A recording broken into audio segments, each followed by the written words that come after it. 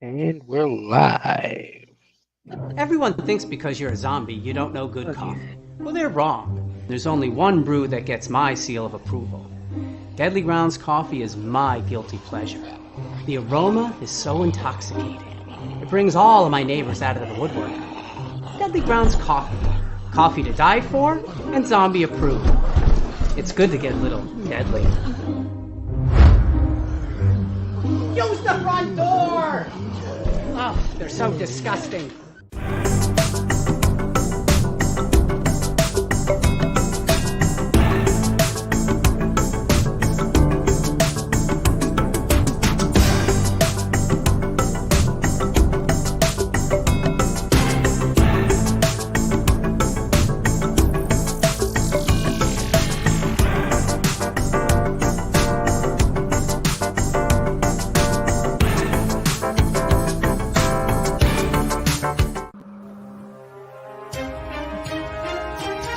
The Dorkening and all affiliated shows are not intended for anyone under the age of 18. The following may contain discussions or scenes that have adult situations, graphic violence, nudity, strong sexual content, and graphic language. This show is intended for mature audiences only. Viewer discretion is advised. Ladies and gentlemen, the motion picture you're about to see contains scenes so terrifying, the public must be given grave warning.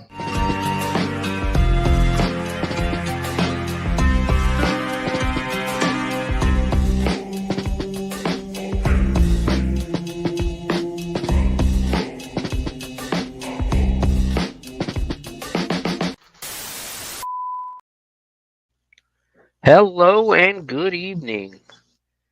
It is welcome to the Bloody Binge Movie Podcast. I am your host, Stuart Dweller, of course, and we have a very special episode coming to you this week. The episode we couldn't bring to you last week because of the lack of headphones working and the movie I chose. Yeah.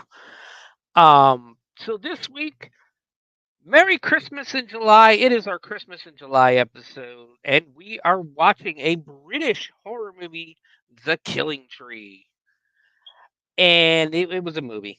We'll get into it. This is a very infuriating movie in all honesty. Um but we'll get into that here in a minute when we get to the deep dive. I hope everyone's had a great week. I hope everyone's having a great Friday. Um so before we get all cozy by the fire, playing some Christmas music and everything like that, let's go ahead and dive into this week's haunt industry and horror movie news. We have a big one this week. So first off, let's start with with I guess the elephant in the room, the biggest story of the week. Controversial figure in the haunted house industry, Russ McKamey of McKamey Manor was arrested last Friday on charges of domestic assault. However, new charges were filed against Russ this week, including second-degree attempted murder and rape. The owner of the Middle Tennessee, can you still hear me? All right, good. The owner of a Middle Tennessee haunted attraction known for its intense scare tactics has been charged with attempted second-degree murder, rape, and domestic assault. Sorry, I already read that. Court records from the Lawrence County Sheriff's Office show that Russ Allen McKamey was arrested at his Summertown house on Friday, July 19th, after allegedly assaulting his girlfriend. He was booked into the jail and was released on a $1,000 bond and ordered to have no contact with the victim. However, since Friday, more charges have since been filed against the McKamey Manor owner, accusing him of trying to kill his girlfriend on more than one occasion.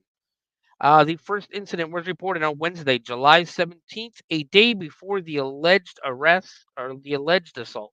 So basically, it all began on last Wednesday, the day before, I guess, the assault he was actually arrested for. In an arrest affidavit, investigators said McKamey strangled the victim to a point that she lost consciousness during a domestic altercation at the Summertown home. A second altercation reportedly took place on the same day, but McCamey was not booked into jail. So basically, last Wednesday, something happened at the house. Nothing was done. I don't even know if they called the police or anything like that from the sounds of it. But on Friday, July 19th, police said McCamey raped the victim and strangled her, causing her to lose consciousness for a second time. The additional charges now put his bond at over $100,000. McCamey began operating the McCamey Manor on his property in Summertown in 2017 after relocating from San Diego.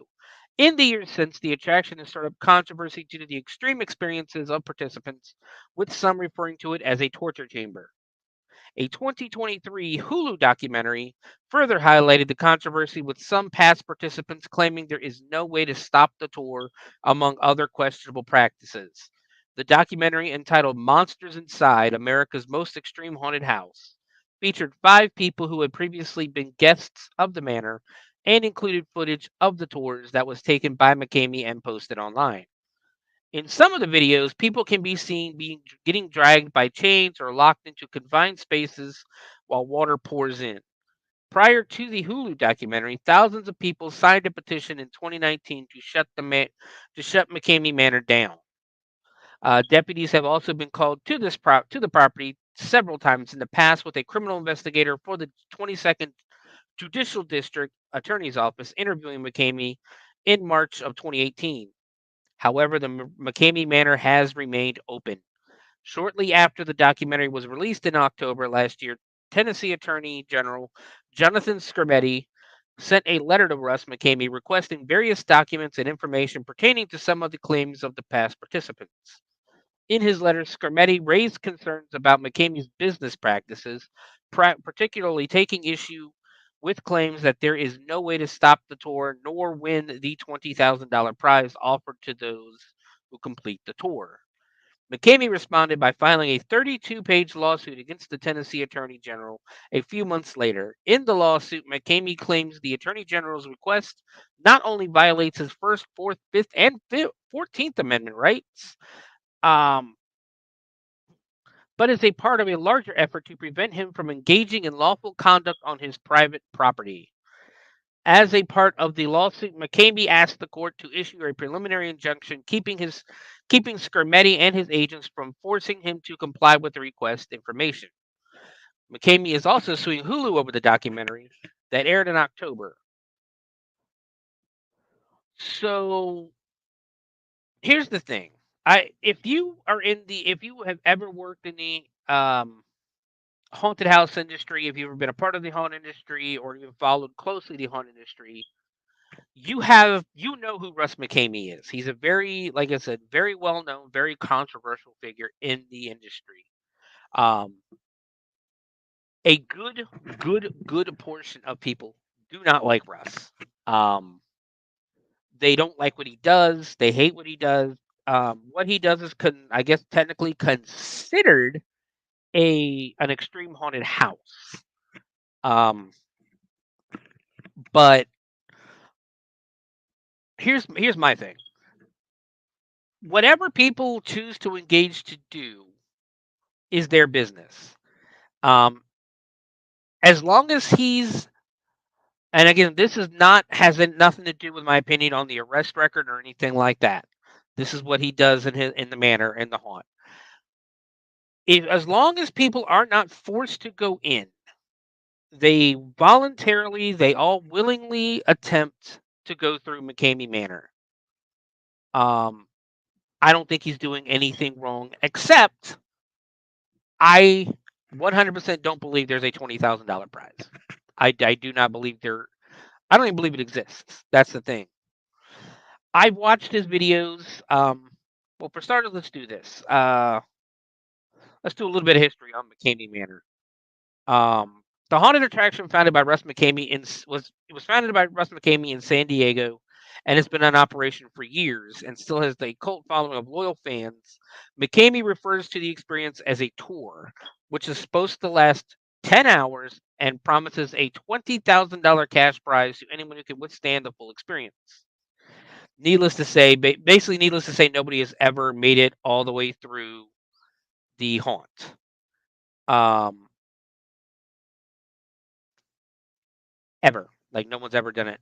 Each tour is tailored to the individual participating, playing upon their biggest fears and phobias. Past visitors of McCamey Manor have reported leaving with broken bones, shaved heads, extracted teeth, and of course, psychological trauma. Visitors must sign an extensive 40-page long liability waiver before participating in the experience, which essentially allows Manor volunteers to torture them however they see fit. This torture can include waterboarding, being tased, drugging, being forced to eat and drink items including vomit, restraints, and more. Now, why anybody would choose to put themselves through this is ridiculous. That's just my opinion. You might have a good reason if you want to put yourself through. You have a good reason. That's on you. I think it's stupid. Um,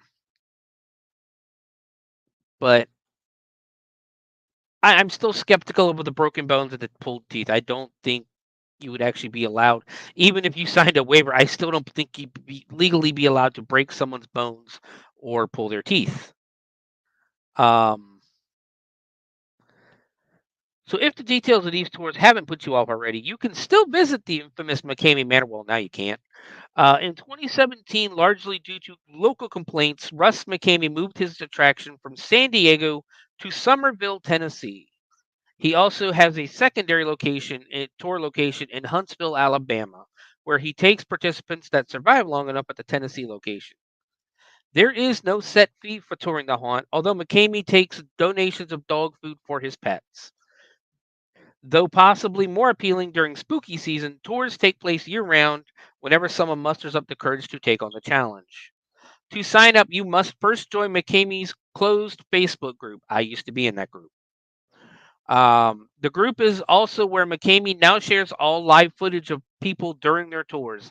He used to share it on YouTube as well, I believe, but I don't think he does that anymore. To join the group, you must take a video of yourself explaining why you are who you are, and send it to Russ along with a photo of your driver's license. That's sketchy. You must also answer a series of questions, including what is your biggest fear, what are your top 10 favorite horror movies, and are you just a fan or do you want to take a tour? And what makes you want to be a member of the McCamey Tour Group? If you successfully joined the Facebook group, you've completed step 1 of the vetting process. You must also speak with Russ personally before being accepted for a tour. And it goes into where is Russ now. We all know where Russ is now. He's in jail. I don't honestly I don't know. I don't know if he got taken back into jail or not. So here's what I've seen. This is what I've seen in the videos that I've watched of his. Basically, what you do is you from what I've watched, you basically you contact him and say you want to go to the tour. He's supposed to do a background check on you. He says he himself basically does an interview to decide if you're okay enough to go through. So basically, you're going by his opinion, whether you're fit enough, physically fit enough, mentally fit enough, or anything to go through the manor. Um, from there, you go. They basically set a time for you to come, and you meet at his house. When you get to his house, and this is the key thing, this is where I figured this whole thing out. When you get to his house, you basically have to. They hand you the waiver. You have to read the waiver on camera, um, before you sign each page. Now, as you're reading, now what basically, again, unless you watch the videos, you don't know this. What they don't tell you is while you're reading the waiver, in between reading the waiver of each page, he's got you doing these military style drills. For starters, you're dressed in one of those big onesie, footsie, footy pajama type outfits. He has you bring your own. One of those ones that like Walmart sells for like $20 during the holiday season. Um, you're wearing one of those, so it's hot as hell because you're in the middle of Tennessee. You're not really in the middle, but down, I think more southern Tennessee, near Alabama. It's always hot, especially in the summer. It's fucking hot. It's fucking hot. It's fucking humid. It is miserable. So, like, he'll make you run back and forth a certain distance with a bag of dog food in your hand, but he'll be doing these military style drills. all before you're signing the page. Now, if you get through all these military drills and the 40, and you go through the 40 pages, because in the 40 pages, it will tell you what he's going to do to you. And you get to choose like 2 things he can't do. So you could choose like, I don't want my teeth pulled out, or I don't want to eat nasty shit.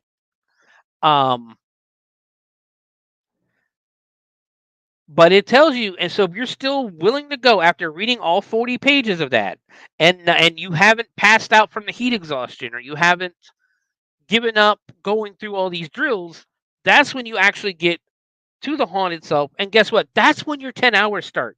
Not when you're doing these drills, not when you're reading, doing this shit while you're reading the contract. The entire purpose of reading the contract, the entire purpose of reading the contract, this is my opinion. I don't know about this, is not a fact. This is an opinion. But my opinion is the entire point of reading the contract and doing those military style drills that he makes you do before you go into McCamey Manor is simply to make you quit before you go. Because by the time the 10 hours doesn't start until you get to McCamey Manor. So everything you're doing prior has nothing to do with the tour. That's where he gets you. That's where I think he gets you. That's how he knows you're not going to make it through. You're not going to make it through 10 hours when you're already exhausted before the damn thing even starts. So yeah, basically, if you make it through the haunt, you will get $20,000. Nobody has ever made it through. I don't have. Let me see if I can look it up real quick. Who lasted the longest in McCamey Manor? Here we go. See if it'll tell me. 1 hour. The longest anyone has ever lasted in McCamey Manor is 1 hour.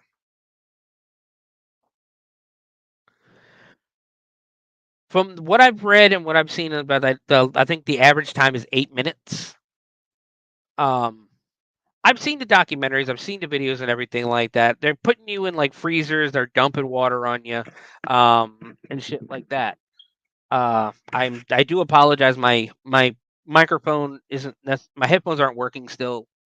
They're still broken. I still haven't got a new pair, so I do apologize if I'm messing with them too much. Hopefully, this will be fixed by next week.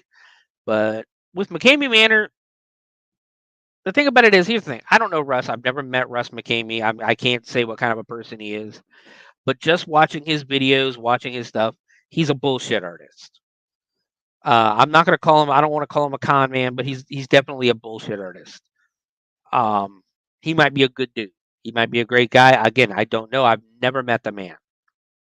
But just watching the videos he himself puts out, watching the documentaries and everything, he's a bullshitter. He's a bullshitter. So yeah, that's McCamey Manor. Like I said, he's a very controversial figure in the industry. I think last check it was 170,000 signatures to get McCamey Manor shut down. But like I said, I don't. If you want to go, that again, I am 100% the kind of person who will tell you, you do what you want to do. I'm not here to tell you differently. I'll give you my opinion on the situation, but I'm not going to tell you differently or tell you how to live your life or what to do or anything like that. If you choose to go to McCamey Manor, that is on you. Just know, I believe he's full of shit. I don't believe there's a $20,000 because I don't believe there's any possible way for anyone to get through that, to get through the whole tour, or even half the people to get to the tour, because of what he does during the waiver reading. But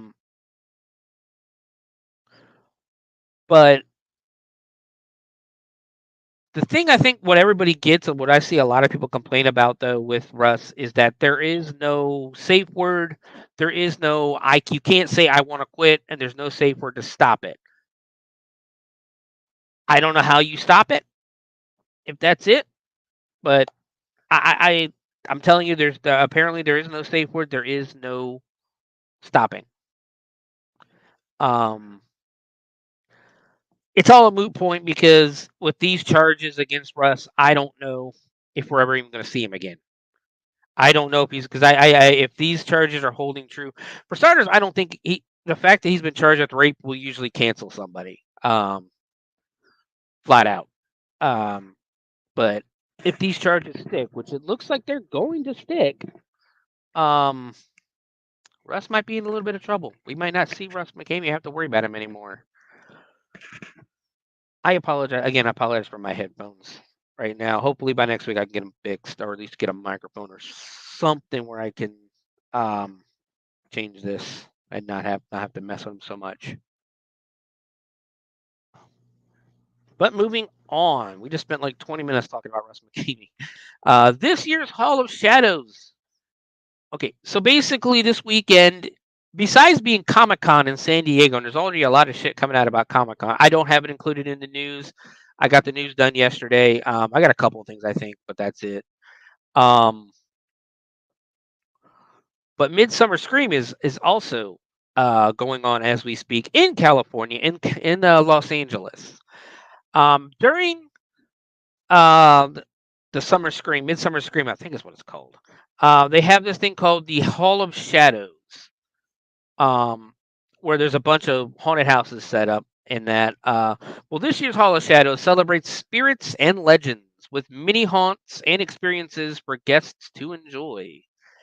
Enter through a dilapidated ghost town created by the team at Fear Farm and go on to experience over a dozen spooky attractions. Lionsgate, in partnership with Plague Productions, will present Gears of Fear, explore the legacy of Lionsgate Horror, inviting attendees to come face to face with the studio's greatest madmen and monsters. On their Facebook pages, in partnership with John Cook and Plague Productions. This marks the first time a major motion picture studio has stepped forward to present a terrifying walkthrough attraction for the Hall of Shadows at Midsummer Scream. Prepare for terror at every turn. Take a horrifying journey through the Gears of Fear maze, a torturous, immersive experience packed with scenes from iconic Lionsgate films and fresh scares from upcoming horror releases. A twisted, bone-chilling nightmare awaits all who dare to enter. Survive the kill room of a basically that's the first haunt. There's a new haunt. The second haunt is survive the kill room of a psychopathic madman with scream warriors, an immersive audio experience from Lovecraft and Christopher Young. On July 27th and 28th, Lovecraft, spelled LVCRFT, and Christopher Young will debut their groundbreaking immersive audio experience, Scream Warriors, exclusively at the preeminent Halloween and horror convention, Midsummer Scream in Long Beach, California. Those convention goers brave enough will be treated to an approximately 10-minute long, first of its kind immersive audio experience set in complete darkness within the kill room walls of a psychopathic madman. Those lucky enough might even escape. In 2022, award-winning spooky hitmakers Lovecraft, from Hocus Pocus 2, Chilling Adventures of Sabrina, 31 Nights of Halloween, I'm guessing these are movies and stuff they've made music for. Synonymous with their new Halloween classic Skeleton Sam, and legendary film composer Christopher Young from Hellraiser, Nightmare on Elm Street 2, and Sinister, set out to create the most terrifying album ever made. Together they succeed in creating Scream Warriors, a musical masterpiece that many have called the soundtrack to a horror movie that hasn't been made yet. With this spine-tingling, goosebumps-inducing album in hand, Lovecraft, Young partnered with Dolby Labs to bring the scariness to life in an unprecedented way, plunging listeners into an Atmos-powered immersive audio world like never before. This innovative journey in 2022 culminated in a one-night-only album listening experience at the Dolby Theater, set in complete darkness surrounding the audience with nightmarish soundscapes, left to battle the depths of only their imaginations. Now Lovecraft and Christopher Young have transformed their one-night-only event into an exclusive, first of its kind, immersive audio experience only at Midsummer Scream. It promises to be a heart-pounding adventure where every sense is immersed into the depths of terror in ways never heard before. That's a long-ass explanation, isn't it? But it sounds awesome, though. That was from their website, too, by the way. Moving on, another haunt that's going to be. This one's interesting, though. Another haunt that's going to be at the Midsummer Scream. Join the Mystery Incorporated crew with the Dreich Society, Scooby Doo, and the Carnival of Chills. From is it the website? I didn't write it down where I got this from. I think it's from the Facebook page. Scooby Doo has gone missing. Join the Mystery Inc. crew as they search for him at the newly reopened carnival at the Long Beach Pike. But be warned, some of the gang's most infamous monster and ghoul foes might be lurking inside, plotting their revenge. That just sounds fun. I mean, a Scooby-Doo haunted house, come on, who's not down with that? Another one they got going on, visit a Celtic cemetery with the haunt with no name. Yet, now with more ghosts, Eerie Night brings many things. Ghosts, spirits, creatures, and mysterious occurrences to this Celtic cemetery. Visitors keep aware. You never know what might happen after sundown, as darkness creeps around the tombstones and fog swirl across the damp, restless earth.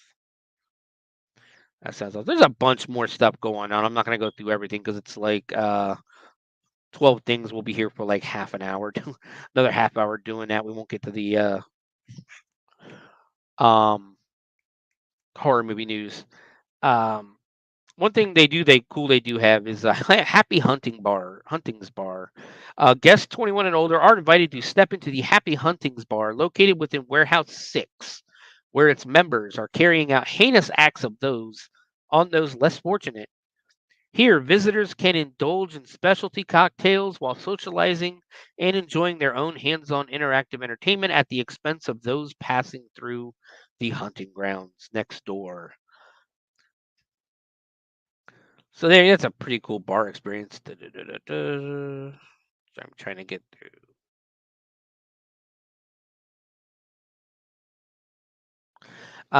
One of the bigger announcements this week, actually. So basically, if you're in California, go check out Midsummer Scream. It sounds like an awesome time. I'll have to watch some videos because again, I'm not getting out of California anytime soon.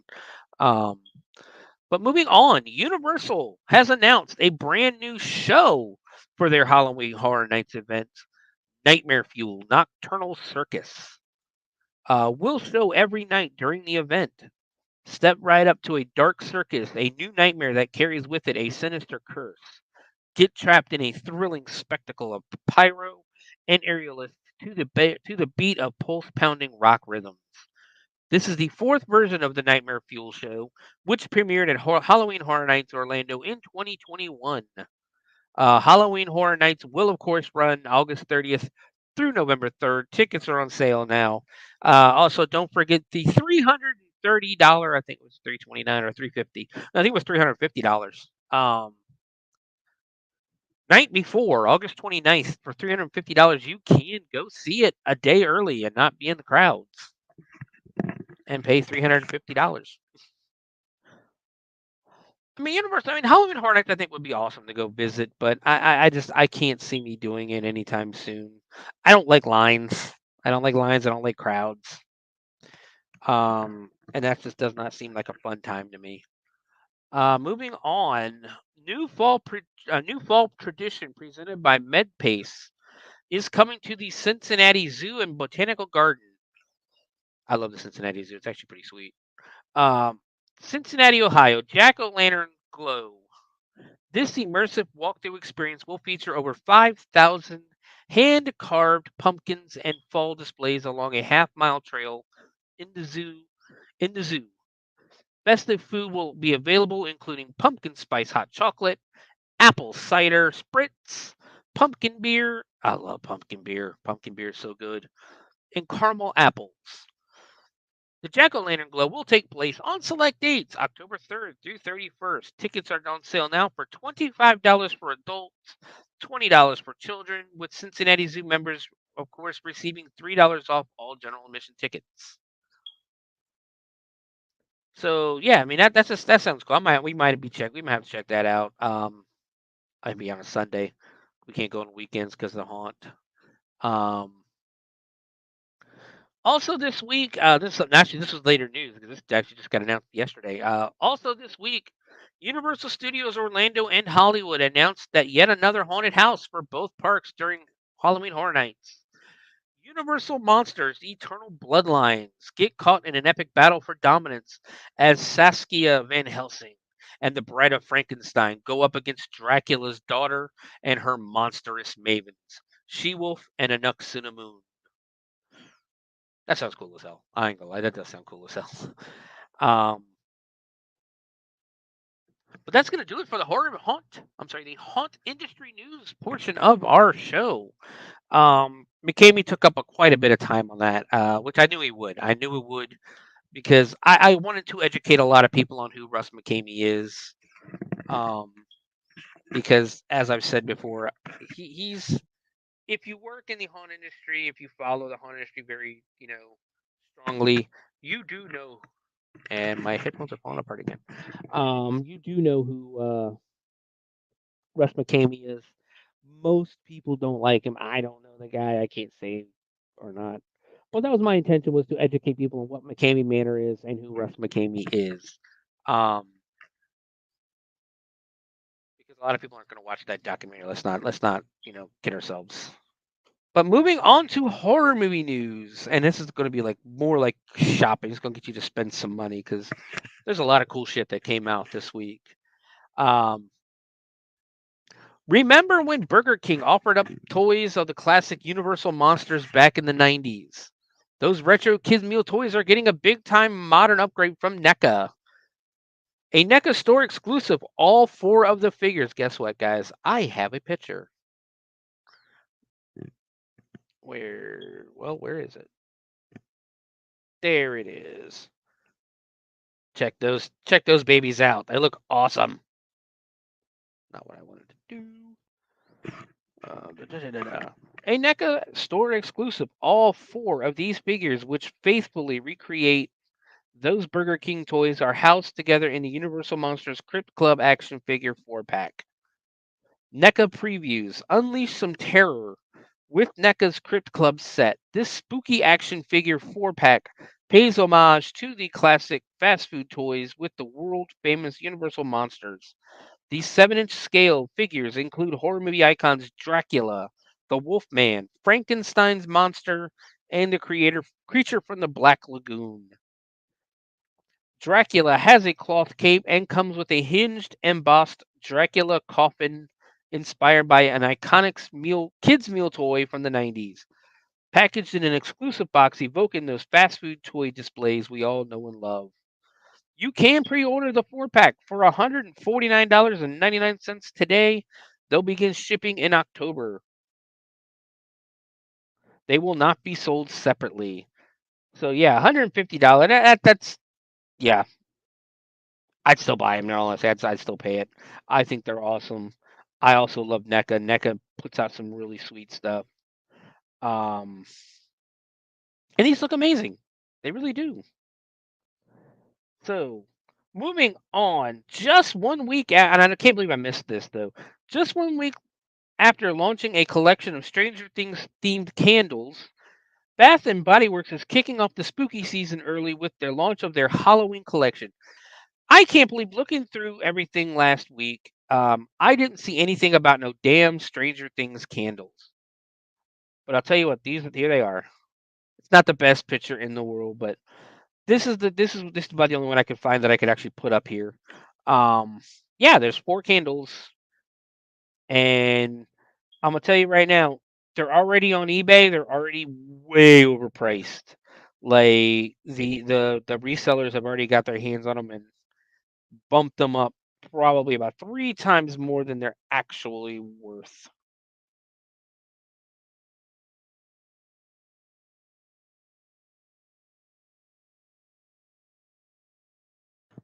Sorry about that. I wanted to mess with the headphones and not have you guys hear it, even though you guys are probably still hearing it. We know it's summer, but Halloween is here. So here's their Bath and Body Works. Here's their set for this year. But Halloween is here. The official Bath and Body Works Instagram account posted last night. Included in this post is a short teaser video. We're not going to do that. The Halloween 2024 collection of soaps, candles, and more, which includes the following scents: new candy apple cauldron. That's the green one. Vampire blood. The red one. Ghoul friend. Everlasting magic. Wicked vanilla. I don't know if it's Wicked Vanilla Woods or Wicked Vanilla Woods. And pumpkin carving. This year's Halloween collection is already available for purchase on the Bath and Body Works website, where you'll this stupid headphone. Where you'll find the brand new fragrance plugs, pocket back holders, and much more. That looks pretty sweet. I mean, I don't use Bath and Body Works, but I mean, I'm pretty sure people who do will love that. So there's your shopping for the week. Buy the $150 NECA toys and go to Bath and Body Works before the resellers get there and start selling that shit online. But moving on, Grady Hendrix's 2021 New York Times bestseller, The Southern Book Club's Guide to Slaying Vampires, is officially in the works over at HBO, a departure from his previously planned home at Amazon. Deadline, who reported the news exclusively yesterday, also reported that Hendrix is writing alongside the Righteous Gemstones duo Danny McBride and Eddie. I don't know if it's Edie or Eddie Patterson. Described as Steel Magnolias meets Dracula, the Southern Book Club's Guide to Slaying Vampires plot synopsis reads as follows. Housewife Patricia Campbell's life has never felt smaller. The one thing she has to look forward to is her book club, a close-knit group of Charleston women united by their love of true crime and paperback fiction. At these meetings, there is likely to talk about the Manson family murders, as they are to discuss marriage, motherhood, and neighborhood gossip. This predictable pattern is upended when Patricia meets James Harris, a handsome stranger who moves into the neighborhood to take care of his elderly aunt and ends up joining the book club. James is sensitive and well-read, and he makes Patricia feel things she hasn't felt in 20 years. But there's something off about him when local children go missing. Patricia and the book club members start to suspect James is more of a Bundy than a beatnik. But no one outside of the book club believes them. Have they read too many true crime books, or have they invited a monster into their homes? Deadline reminds that the project was previously in development at Amazon with Patrick Moran's PKM Productions, but has now moved to the Warner Brothers Discovery Premium Network without Moran's Hendrix, McBride, and Hendrix. McBride and Patterson will also executive produce alongside Brandon James for McBride's Rough House Pictures. The Southern Book Club's Guide to Slaying Vampires publisher quirk books will also have an exclusive executive producer credit according to Deadline. The Southern Book Club's Guide to Slaying Vampires marks the latest Hendrix novel to be optioned for the screen, whether small or big, following My Best Friend's Exorcism, How to Sell a Haunted House, and the Final Girl Support Group. Hendrix also wrote the screenplay for 2019's Satanic Panic.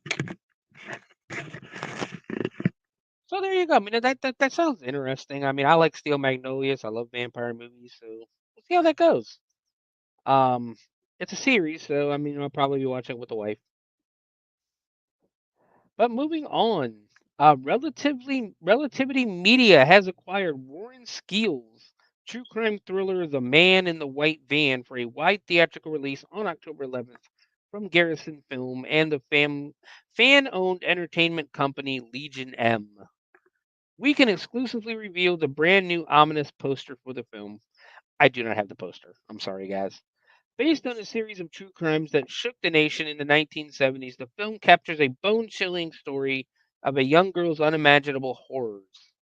and every parent's worst nightmare. The very events at the heart of this film forever cemented unmarked cargo vans as an iconic vessel of terror for young people everywhere, echoing warnings across the decades to stay away from the archetype of the man in the white van. Guys, there's a reason in the haunted house. If you ever watch my old haunted house videos, I make the joke about how people trust a random stranger when they say, "Come and follow me into a dark room." Might as well have a free van, a white van outside that says free candy. Oh, there you go. Starring Sean Astin, from the Lord of the Rings trilogy and Stranger Things, Ali Larder from ABC's The Rookie and Final Destination, Madison Wolfe from The Conjuring 2, Brett Basinger from CW Stargirl, Gavin Warren from Night Swim, and Sky Johnson from Jessie. The Man in the White Van delves into the harrowing experiences of Annie Williams, Madison Wolfe, a spirited family girl whose carefree existence is turned upside down as she finds herself stalked by an ominous man in a white van.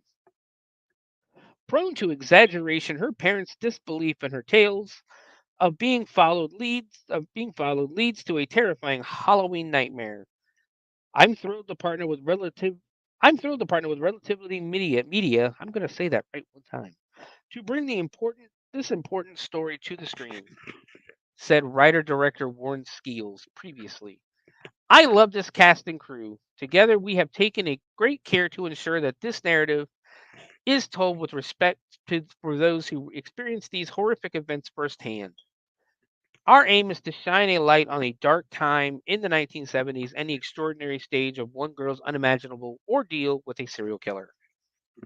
Sean Astin, Madison Wolfe, Brett Basinger, Sky Jackson, Gavin Warren, and filmmaker Warren Skeels will head to San Diego Comic Con tomorrow, Saturday, July 27th from 4:15 to 5:15 at the Hilton Bayfront Indigo Ballroom for a first look panel. That just sounds fun. That really does. That sounds like a decent movie. It sounds like a creepy ass movie too. That's the thing. When I was growing up, I wasn't really scared of monsters. I was scared of people breaking into the house and stuff like that. I watched a lot of unsolved mysteries growing up, though, so that could be the reason I was scared of that, not monsters. But moving on, this year marks the 50th anniversary of Tobe Hooper's horror classic Texas Chainsaw Massacre, and Dark Sky Films continues their year-long celebration by bringing an appropriately themed barbecue food truck to San Diego Comic Con this year.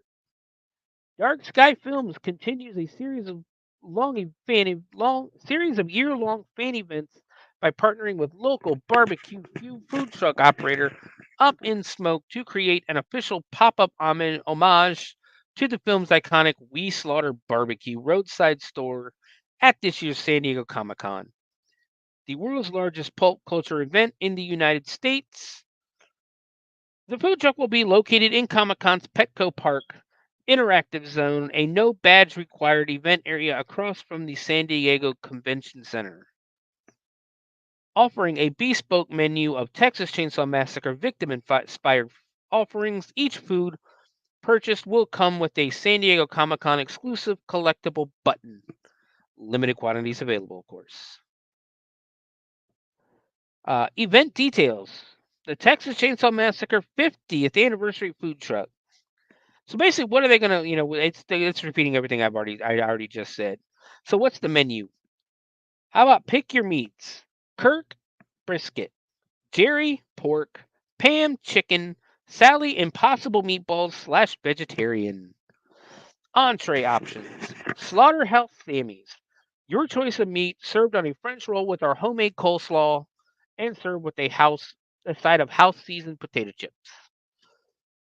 Slaughterhouse Sliders, your choice of meat on one or two slider rolls with our homemade slaw served, basically the same thing. Slaughterhouse Salad, fresh mixed greens topped with one of our meats, and our homemade coleslaw served with a side of house seasoned potato chips. All Beef Franklin, a quarter-pound all beef hot dog as served as side of house seasoned potato chips. Leatherface's Stack O Meat, our house seasoned potato chips topped with all three of our meats, shredded cheddar cheese, salsa, black beans, and chosen with our homemade ranch dressing. That just sounds amazing. Also serving Grandpa's smoked chips, the cook's secret baked beans, Hitchhiker ice cold drinks. This sounds awesome. This sounds awesome. I wish I could be there to try something. I'm a fat guy, so I like food, and I am ready. I am down for some food. But moving on, I guess there's been talk of Blumhouse's planned Spawn movie for many years now, and each new update on the project tends to be more like a non-update. But just days before San Diego Comic-Con gets underway, Jason Blum and Todd McFarlane have taken to social media to share an image that seems to suggest the movie is finally getting off the ground. I'm not going to read this story anymore because another story came out today that it's pretty much gone. They're pretty much doing it. Basically, in King Spawn, when one of the vilest creatures ever imprisoned in hell is released back onto Earth, Spawn follows the clues right into a trap set just for him. But why does Kincaid want Spawn to ascend the throne of hell, and what of the prophecy of the King Spawn? It's been a long, hard road out of development hell with this brand new Spawn feature, which Todd McFarlane had originally planned to direct. Jamie Foxx had been attached to play the title character at one point, but we have no idea if that's still the plan. Stay tuned. So yeah, King Spawn. They're gonna open it. I just saw a story about it today. That's why I'm not gonna read it. I'll read it later on. But it kind of seems like it's official. They're probably just gonna announce it this weekend at Comic-Con, which is where a lot of announcements will be made. But moving on to video games, Planet 47 Games has answered the question for many video gamers. Why isn't there a game that allows me to play as Bigfoot? Well, that answer is coming in 2025 with Bigfoot Life, an open world sim on Steam that has you stepping into the feet of the elusive cryptid as you live your life in the forest. The story is, well, pretty obvious. You are Bigfoot and you live in the forest. Seeing as this is a survival sim, besides exploring, you catch and eat fish, insects, and other animals, as well as forage for mushrooms, berries, and more. You'll also be building shelters to store your items in to get through the game's dynamic weather system. From the sounds of the Steam description, there will be a point system in Bigfoot Life. You'll earn extra points by breaking branches and scaring the wildlife. Of course, seeing as you're Bigfoot, you'll have to deal with humans who are keen on exposing you. Bigfoot hunters will be trying to find you and photograph you throughout the game. Luckily, you can steal their items to earn points and prevent them from revealing your secret. That's going right in my video. The ultimate goal, besides survival, is to level up and eventually find and attract a mate for Bigfoot. No word on if there will be a demo available. So, again, sounds fun. It really does. But moving on, let me go back to it. I'm going to the website because there was a few more stories that dropped today. There's a new Chucky popcorn bucket coming to Halloween Horror Nights this year that looks pretty sweet. Go to Bloody Disgusting. You can see a picture of it.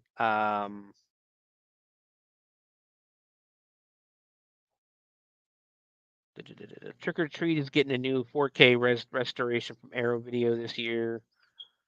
King Spawn Hunt begins for a director for Blumhouse's dark and gritty movie. So see, there is a movie planned. It's coming out. But guys, I'll tell you what, we've been going for 50 minutes now. Let's go ahead and take a break. And when we come back, go get your blanket, go get some Christmas cookies. When you come back, we are going to go enter into the deep dive of The Killing Tree. See you in a minute.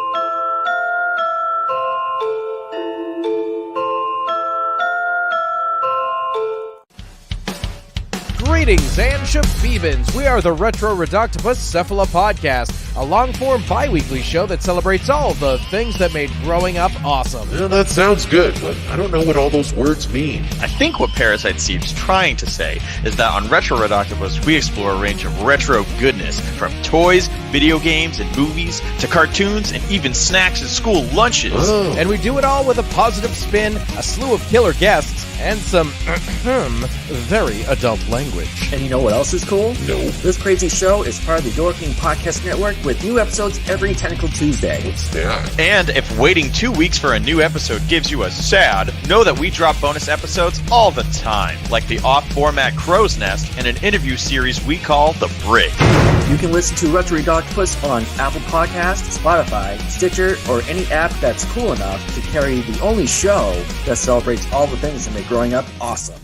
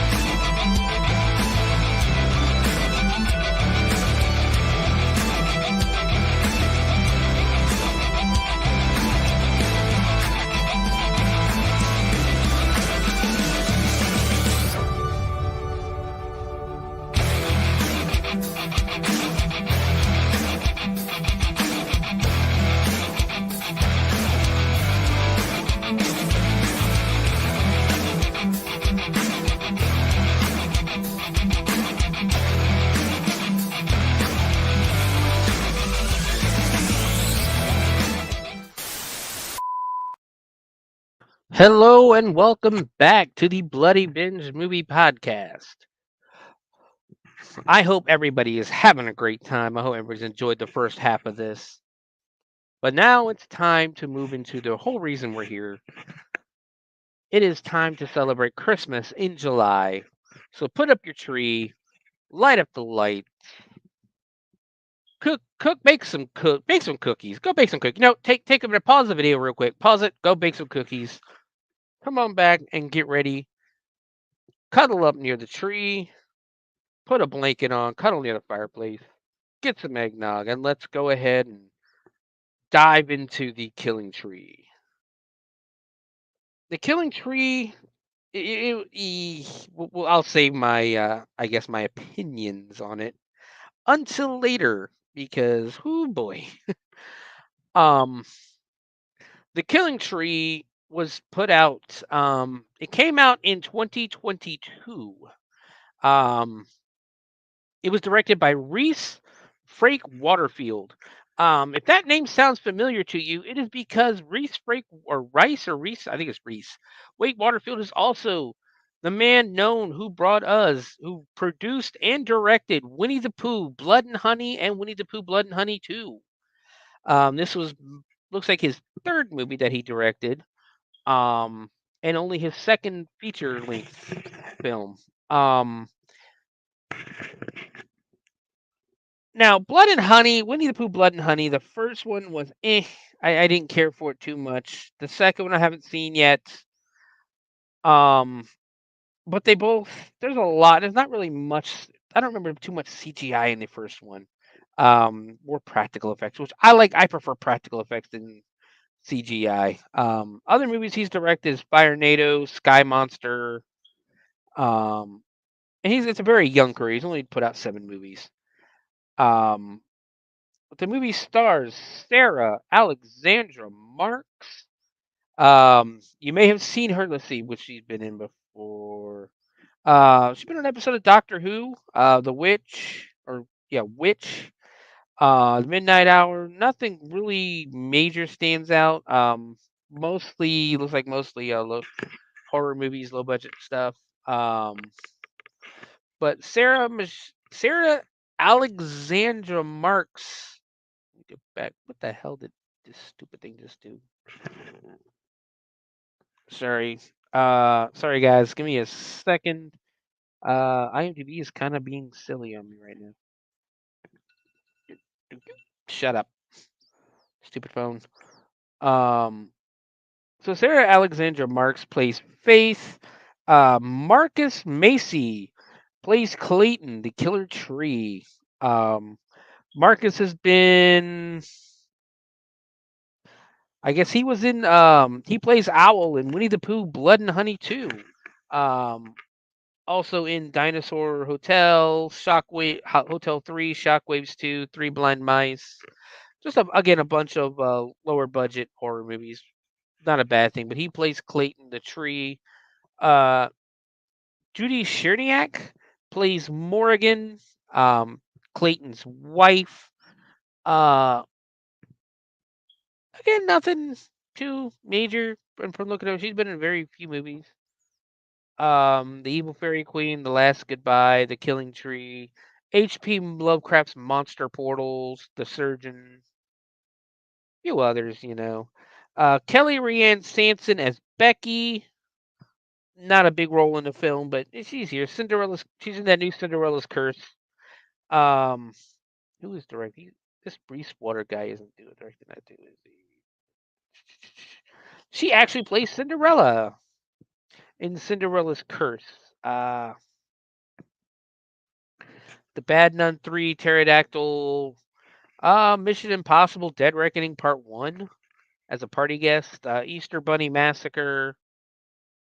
So again, a lot of lower budget movies. Sarah T. Cohen as Cindy. Cindy, 43. She's going to be in Cinderella's Curse. Again, a lot of lower budget horror movies. What seems to be the story with this group? But let's go ahead and dive into this movie. The Killing Tree. You can find this, by the way, if you guys want to watch it after listening to this. You can find it, of course, on Tubi for free. Just look. When I went and picked this movie out, I looked up Christmas horror, and a ton of Christmas horror comes up. I'm going to start off by saying I love Christmas horror movies. I really do. Even last year, I did. Was the first time I have ever worked a Christmas themed haunt. Was last year at the dungeon, and I had a fucking blast being an elf. Um, so yeah, I'm looking forward to doing it again this year. But going into the movie, I should have picked a different one. There were better movies out there, I think.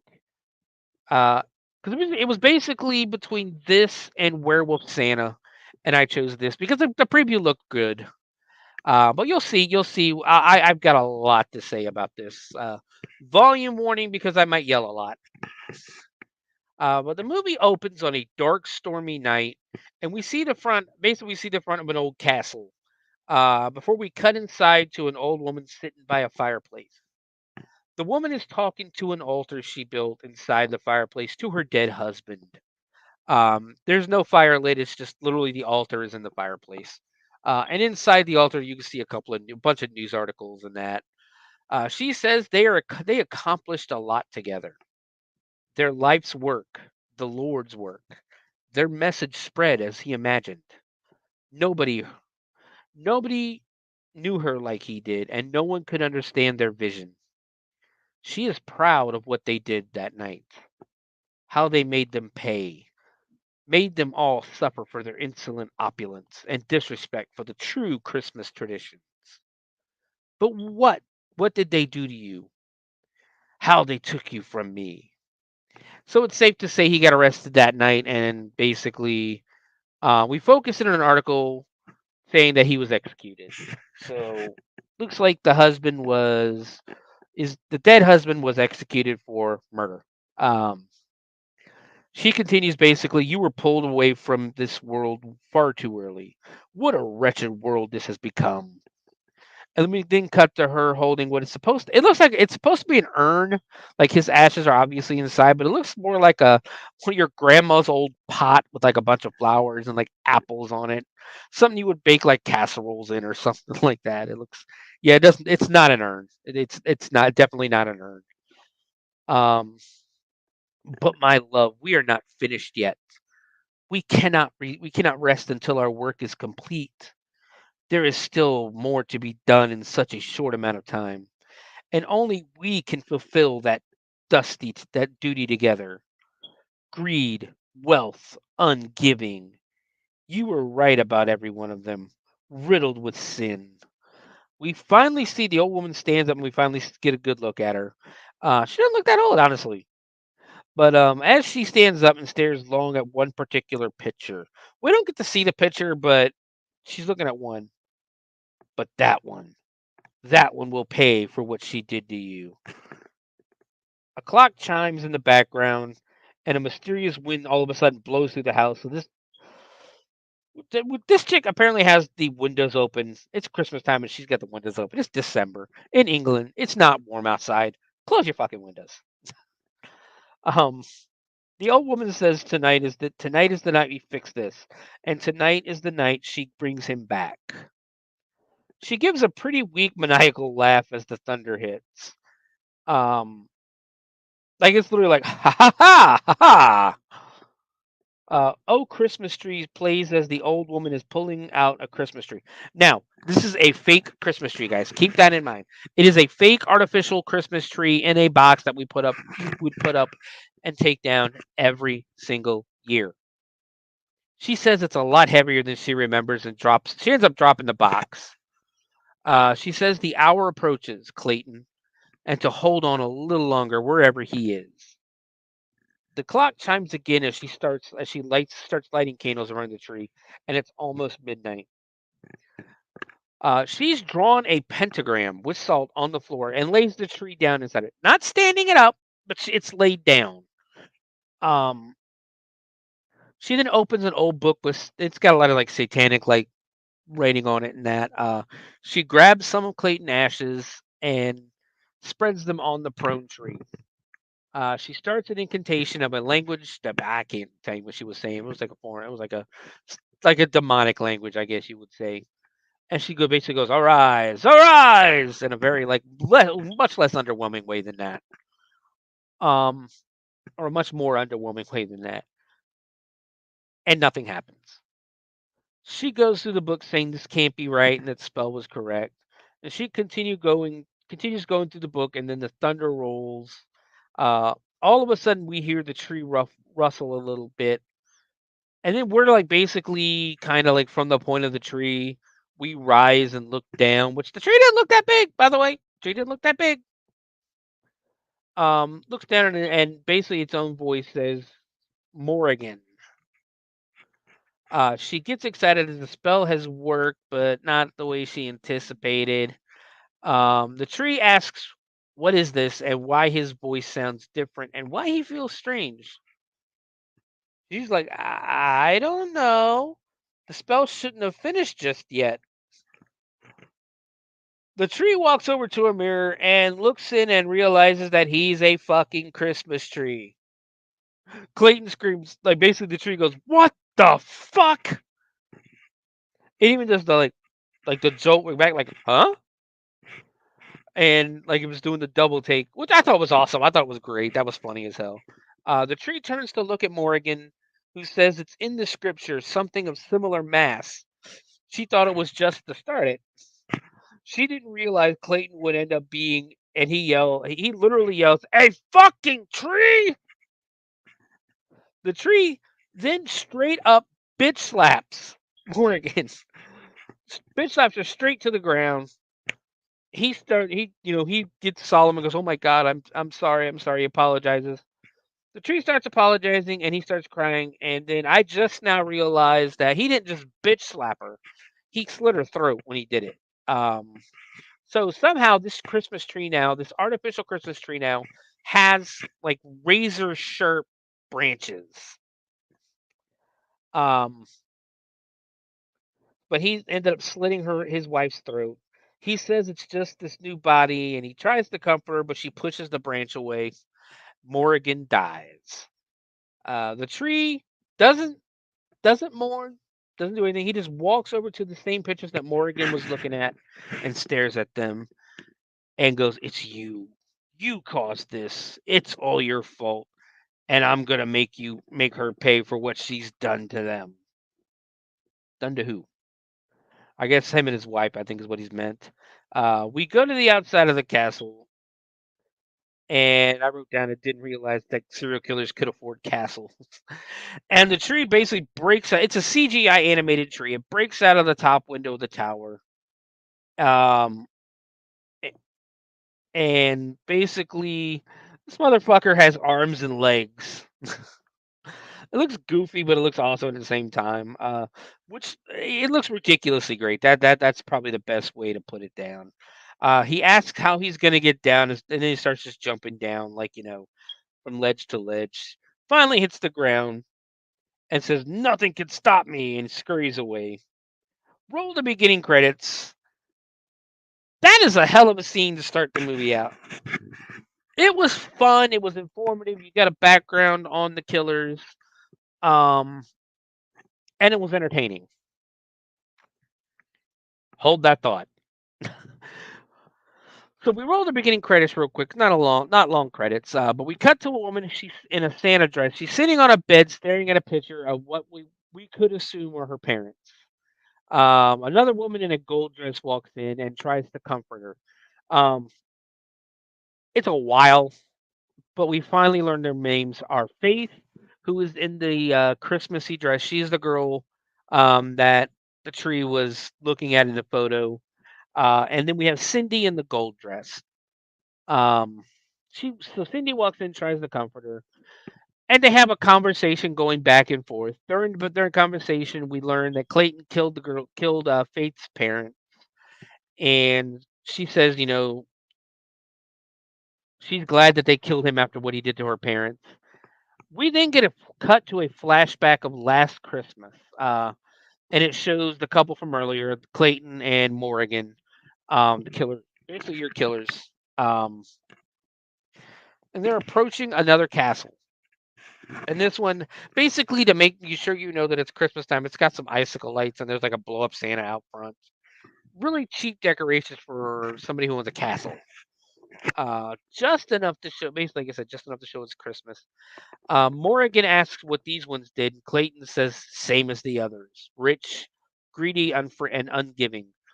So apparently, being rich is a sin to these people, and that's why they're going to kill him. Clayton has a knife as they approach the castle. They start basically cuts inside. They start sneaking around. We see the silhouettes of both Clayton and Morgan as they sneak around the castle. Clayton has a very Jim Jones look for him. He's got like the necklaces, the hair. Almost a lot of the hair looks like Jim Jones. And the sunglasses inside at night. I will make fun of anyone who wears sunglasses indoors and at night. I will make fun of you. I've done it in haunted houses for years, and I will keep doing it.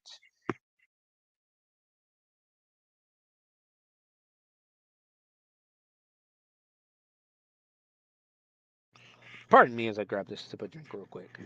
Um, he says he's going to enjoy this as we see Clayton. Basically, Clayton jumps and stabs at the floor. I assume he's supposed to be stabbing the bodies or the parents. We don't get to see anything. It's just him stabbing down on the other side of the bed. Because for some reason we couldn't just pay somebody to lay there and pretend being stabbed. Uh, we cut back basically to modern times, to current Christmas, and the woman from earlier, and basically Faith, as Cindy gets a text.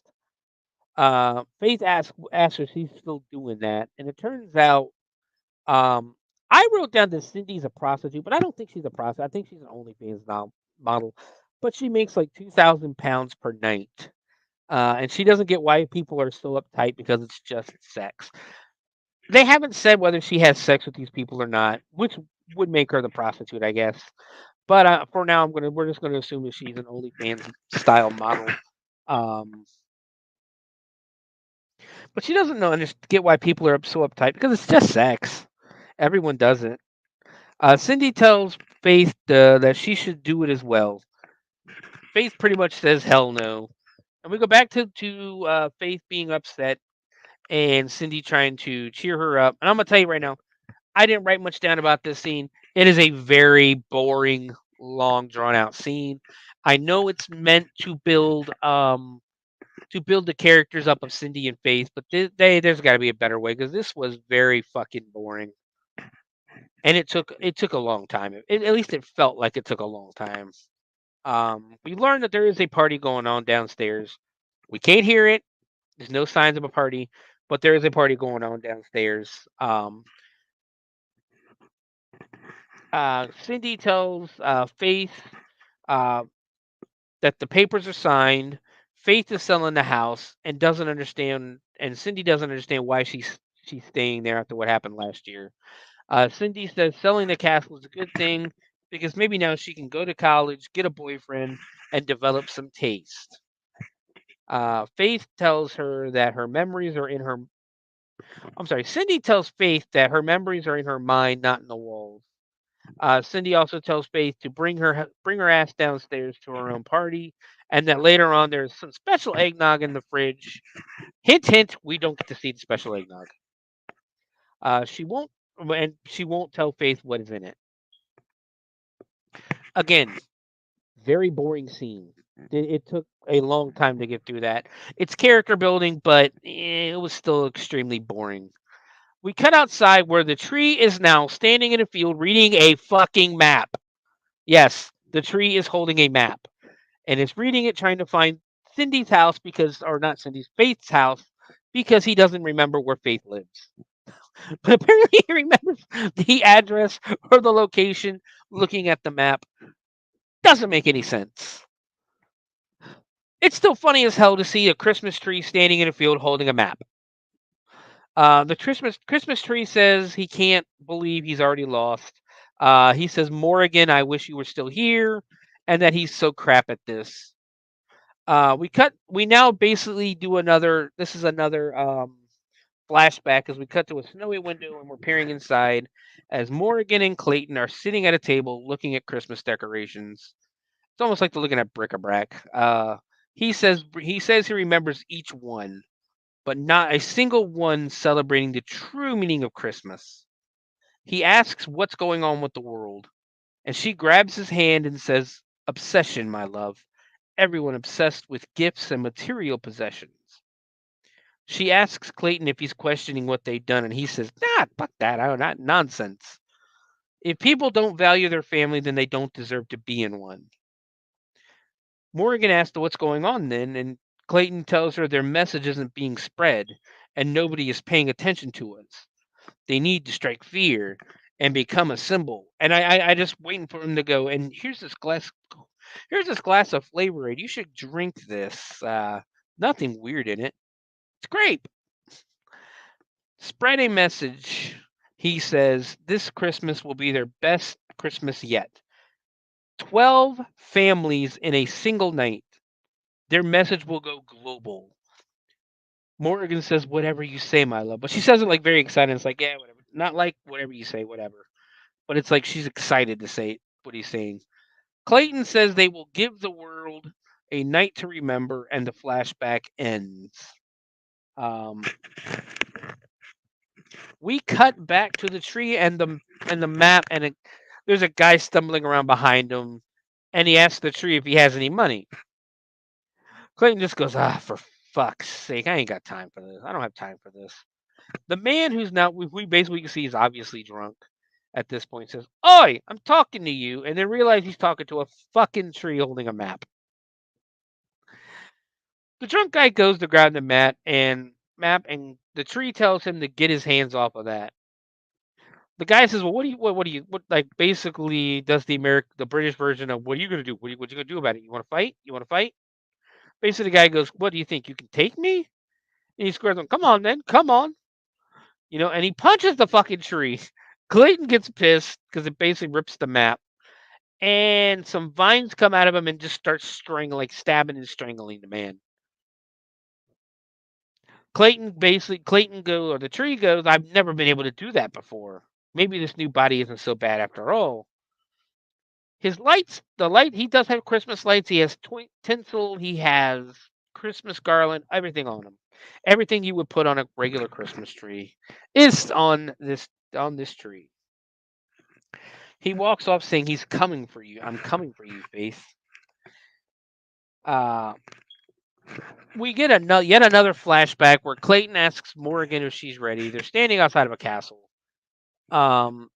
She says she is, and Clayton tells her that he's got the naughty list. She asks which one first, the Goodwills? He tells her last. He says, "Let's show the world what's important." Now we cut back to the party, and Faith and Cindy are walking down the stairs, and there's an older couple down there, um, who basically she ends up saying, you guys are like my parents. I'm gonna miss you guys. Da da da da. They're leaving and tell her if there's anything heavy to move that, you know, leave it to Cindy. Faith asks why they're leaving so early. The wife says it's getting late and they have Rupert at home. She tells Faith that basically they made it clear that they love their parents and they helped raise her, I guess, they helped comfort her for the past year that her parents have been dead. She hugs them goodbye and they leave. Cindy asks how her parents know them again, and I guess her dad used to go fishing with the husband. Cindy tells Faith they need to liven the mood, get drunk, all that stuff. Faith tells her she was going to have one drink. She will have one drink. Faith is kind of a party pooper at this point. I mean, your parents, yeah, the parents are died. It's been a year. Come on, have some fun. We now cut to two random blondes, and we find out these aren't. Right now, they're random blondes. I didn't see a point to this scene, but they put it anyway. We have plaid dress, who is Tina.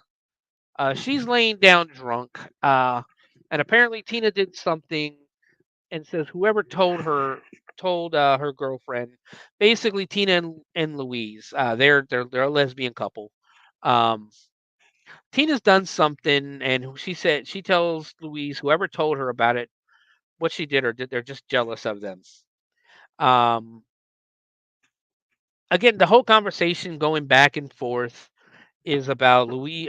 Tina is more than likely cheating on Louise or did something um, to Louise and got tattled on by Louise's friends. Tina is accusing Louise of always taking her friend's side and not hers. And Louise tries to explain to her that, oh, I've known my friends for like 5 years. We've been dating for 3 months. Calm the fuck down.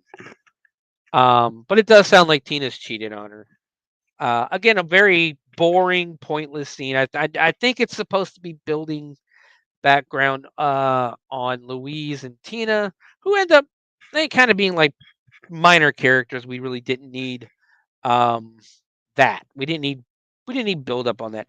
It almost seems like some of these build up, character building scenes um are there for filler because they take so fucking long and I just don't see a point in them. Um, we cut back to Faith, who's finally coming to what seems like a very boring party. There's no music. There's no, everybody's just standing around chatting and stuff like that. It doesn't really seem like a party outside, or maybe a cocktail party or something. Um, Not a party that young people should be having. Let's put it that way. Cindy gives Faith shit because Faith is drinking. Basically, she's drinking a glass of wine out of a regular wine glass. Cindy hands her this giant, comically huge wine glass that pretty much holds almost an entire bottle. The glass is like bigger than the women's faces. And she tells her she promised her one drink, but she never said how big. Basically, Cindy is a bully and uses peer pressure to her advantage because holy shit. Peer pressure sucks as Faith drinks out of the extra large wine glass. We cut to just a random redhead and a guy in the middle of the party. The guy says he didn't realize Faith's parents were murdered. The redhead said not just murdered, but killed in this very house. Well, no, there's nothing extra. They were murdered. There's nothing extra to it. She tells him that they could be sitting in the exact spot that the parents took their final breaths. We go to another flashback, and this time Clayton and Morgan are sneaking through the house. They cut to a young girl. It's been a year, and this girl looks completely different, completely younger than the current Faith. She finds her father's dead body. Clayton and Morgan walk out, and Clayton gets excited because they found another one. And she runs off, and Clayton goes chasing her. That's the scene. We cut back to the party where the redhead and the guy keep talking about Faith's family being murdered. Redhead says Faith escaped and got Clayton convicted and executed. She says they say if it wasn't for Faith, they would have never caught him. Redhead says she only got the guy caught, but not the wife. They said the wife said she didn't know anything about any of it. The redhead, we never learned this girl's name, by the way. But Redhead says she thinks that's why she's selling the house. She tells the guy shush because Faith is coming over. I think Faith just looked over at him. I think that's all it really was. I don't think she didn't really stand up. Redhead basically asks Paul, the guy, we got the guy's name, but not her name, if they could just leave because she can't deal with Faith's negative attitude, which we really haven't seen a negative attitude. We've seen a bumming attitude, like she's a bummer, she's a party pooper, like she's Debbie Downer. Paul asks her where they should go because he kind of still wants to stay and party. Redhead tells him, well, there's a pool outside in December in England. Is anybody going swimming in the middle of fucking winter in England? Are they?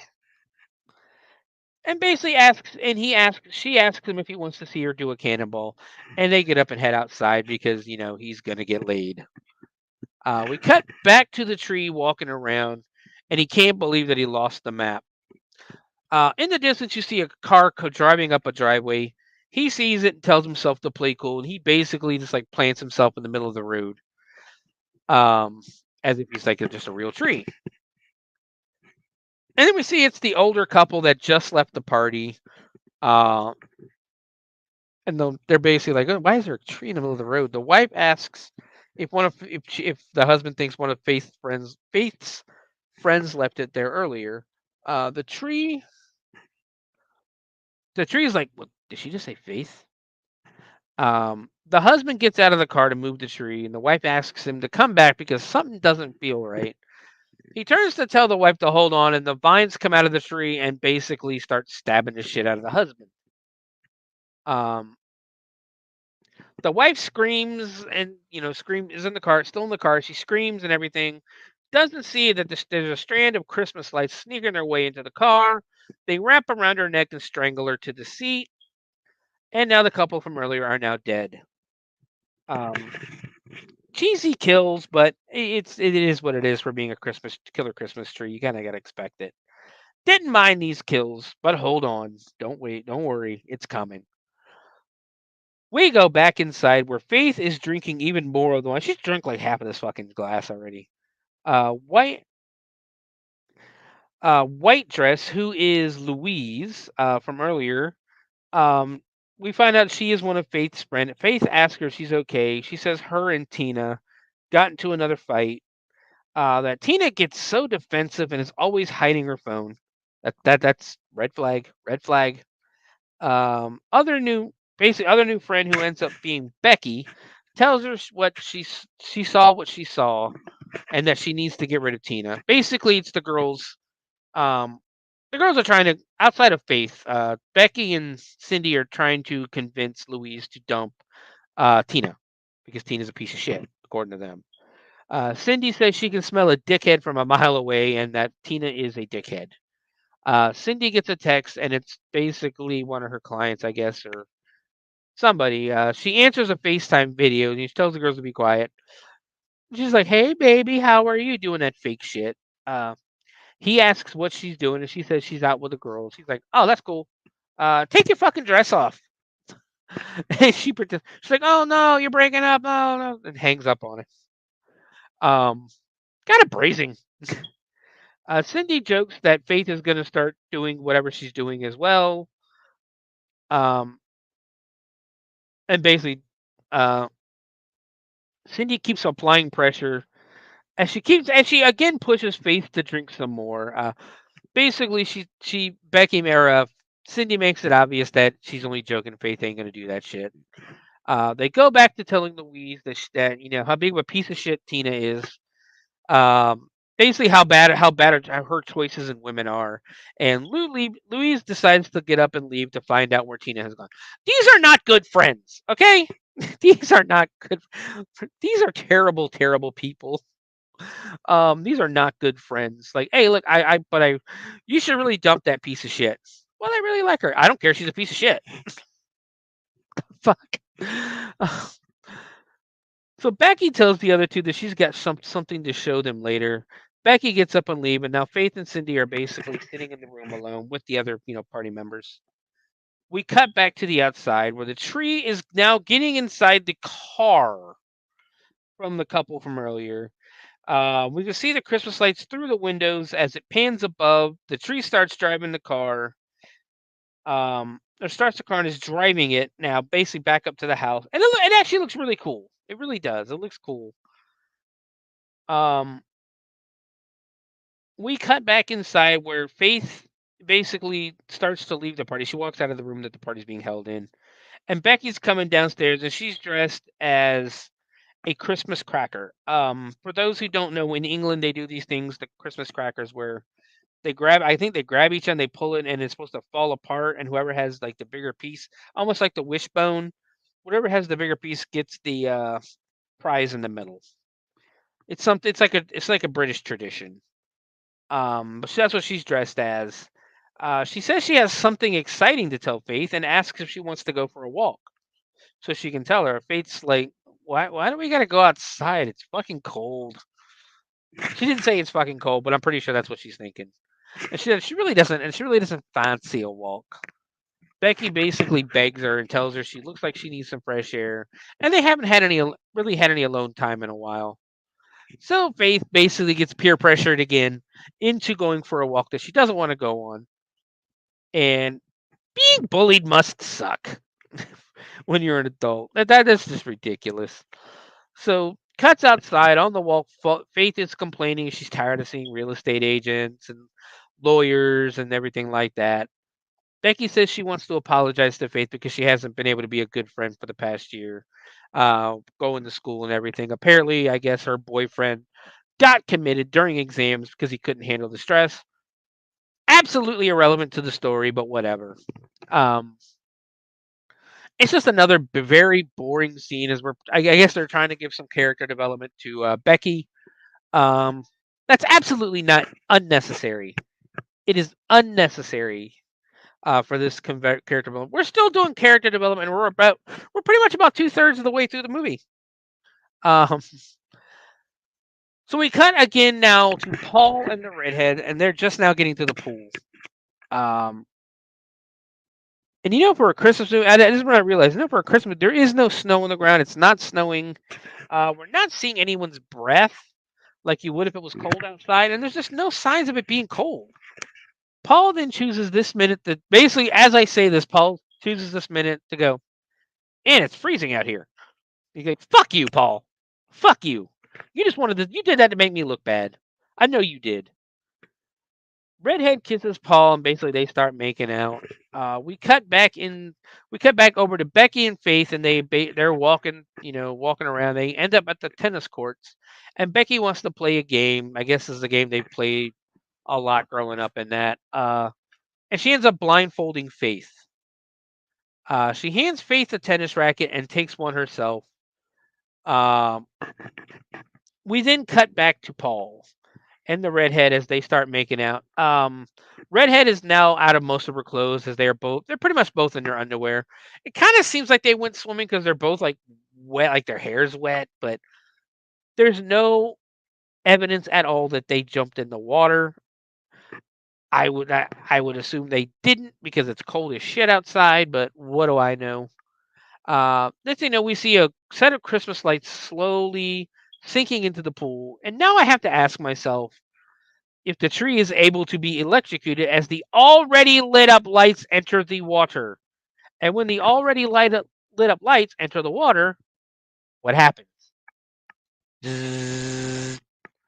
That's what happens when electricity enters water. But apparently not over the lights on this Christmas tree. Because they basically go into the water, come out, and they basically wrap around the redhead's ankle, not electrocuting her, nothing. Well, she notices, she stands up soaking wet and looks around and is like, what the heck? The tree lights itself up and stands up laughing. It's been beside him the entire time. She stands up and like puts her face over her eyes because it's a bright light.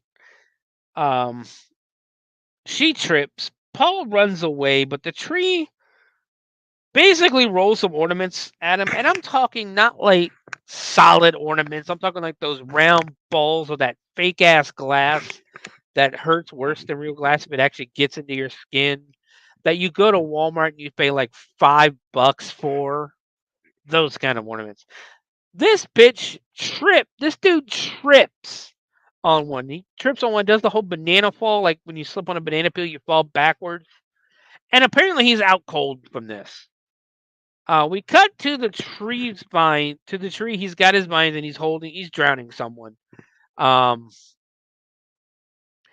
wrote down that we have to assume it's the redhead since we never saw what happened to her. It's not the redhead. It's actually Paul. It is a cool visual, but again, it's CGI, so it kind of looks silly at the same time. We have no idea what's fucking happening. He's like, just the tree's going, push him down. He's going, hey, you want to come? Hey, you want to come out? You want to come out? Yeah, no, you're going back in, and just talking shit and stuff like that.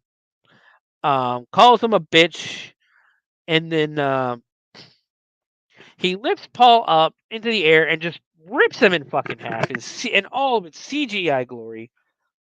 Paul is now dead. Why couldn't that be a practical effect? Like, it's been done thousands of times in movies where people have been ripped in half.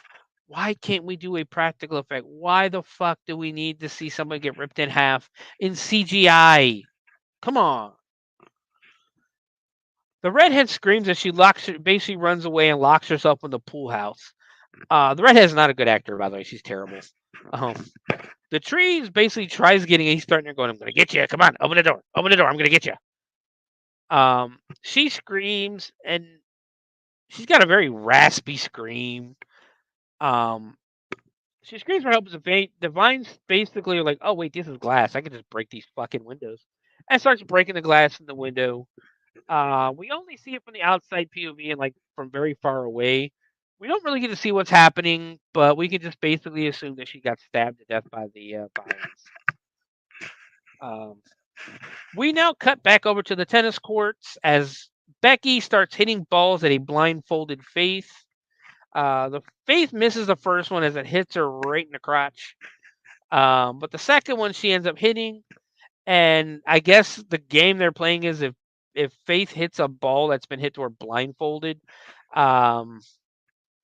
Becky gives her a hint. So Becky says her first clue and then nothing. Apparently this is enough because Faith takes her blindfold off to see the tree lifting Becky high into the air and ripping her in half as a Christmas cracker.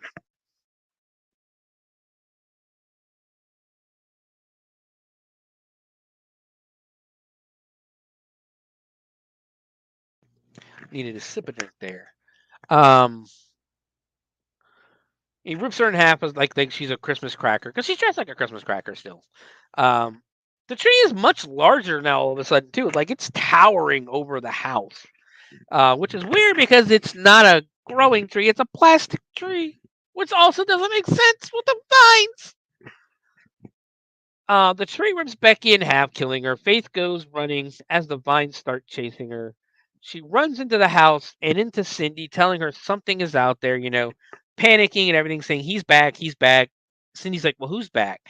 Faith tells her that Clay Slater is back. And how in the holy hell could she possibly know that this was who the fucking tree is? How could she know who Clay Slater is? That the evil tree is fucking Clay Slater, the guy that killed her family last year.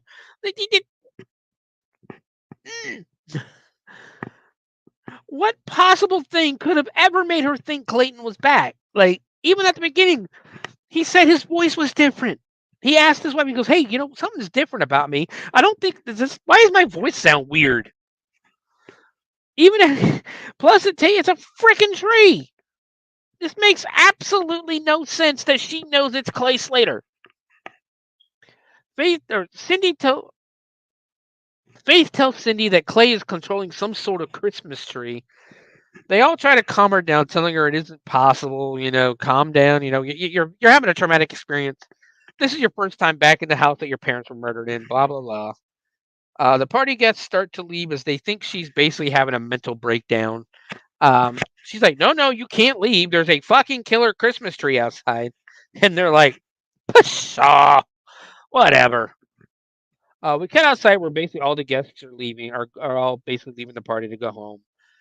And the tree comes around the corner, and everybody sees it, and they're like, what the fuck? The vines stretch out, and everyone basically scatters. The vines literally start taking everybody out. Cindy says, what the fuck is that? Not screaming because all her friends are all being murdered by a walking Christmas tree right in front of her, but she's like, what the fuck? One friend finally makes it to his car. Everybody else has gotten like murdered, ripped in half, all that good stuff. And tries to leave, but the tree's vine goes right through the car roof and just like starts stabbing him. Again, from far away, we don't get to see the kill. Tina finally shows back up as Louise asks, like, where the fuck have you been? And Tina says she's been in the toilet for 2 hours. And guess what? Tina's not drunk anymore. Tina suggests that she and Louise run out the back and over the fence before the tree notices them, which could be a smart idea. The power gets cut to the house, and Faith says they should go and hide. And hopefully, the tree will think that they made a run for it and they're already gone. Tina says exactly what I think and tells them just how much of a dumbass idea that is. Tina says she's making a run for it, and Louise begs her to stay with them. Tina says she's going and asks Louise to go with her. And Louise says no, she's going to stay with her friends, and Tina's basically like, oh, you're fucked. That's typical. Tina says if you're going to be stupid, this is literally what she says. If you're going to be stupid, I'm not going to protect you anymore. Tina tells her to go back to her friends like you always do. Louise starts crying and is basically upset that Tina's running away. Cindy basically says, yeah, get riddance, fuck her. Cindy and Louise start arguing over Tina and everything before Faith tells them to shut the fuck up. We have to do something. But it's also funny that the power's been cut to the house, and yet the lights and there's a lamp on the piano that are still working. So did the power get cut out, the likelihood is the power got cut out, but we need some lighting so you're able to see the women during the scene. So let's go ahead and leave those lights on over there. We can even clearly see the plug in the outlet underneath the piano. I know it might be me being picky, but fuck that. Be realistic, guys. Come on. Louise says they can hide, but that Cindy and Faith can hide, but she's going to go find something to stop the tree. Why the fuck didn't you just run with your girlfriend? Like, ugh. Faith says they need to hide, and Louise pretty much says hiding is stupid. Yeah, smart girl. Cindy keeps up her peer pressure on Faith and pretty much says, fuck Louise, let's go find a place to hide. Well, Faith and Cindy run upstairs to hide. We cut over to Tina, who slowly opens the door, sneaks outside, closes it. She does close it behind her, though. Good for her. She closes the door behind her. Most people don't in horror movies. She makes a run for it and sees the tree around the corner of the house. The vines come at her and just fucking take her head clean off. It flies back and then lands in a bird bath. Tina's dead. Have fun. Every one of these kills, by the way, are CGI kills. Well, all these bloodier ones that are supposed to be like the tree stabbing and knocking heads off, they're CGI kills. They'd be great kills, but I hate CGI. I hate CGI kills. Use practical effects. Come on, it's not that expensive. We don't get a close-up of the head, though. Louise ends up finding like one hell of a shotgun and cocks it like a badass. Cindy and Faith run upstairs, still trying to find places to hide as the tree makes its way makes its way inside. Cindy puts Faith under her own bed. The first place anybody is going to look if they're breaking into your house, whether it's a monster, whether it's a serial killer, whatever, is under the bed. Why are we hiding under the bed? Stupid. Cindy goes and hides and goes, why did Cindy get the better hiding spot? Downstairs, the tree is walking around trying to find Faith and runs into now heavily armed Louise. Louise pops up and goes, surprise! And shoots the tree. He groans and then laughs, telling her, well, guess what, bitch? It went right through me. It did knock a couple of branches off, but it didn't really hurt him. The tree says, oh, I'm bulletproof too? And he laughs and basically does the whole scorpion, get over here! He just basically goes, come here, bitch! Grabs her with the Christmas lights and starts lifting her up like she's being hung, basically. The lights fly out, grab her by the neck, hang her from the banister, choking her. Louise, and she takes forever to die. Like, she takes a long time to die. And the entire time, Clayton, the tree, is like talking shit. Like, you got me, didn't you?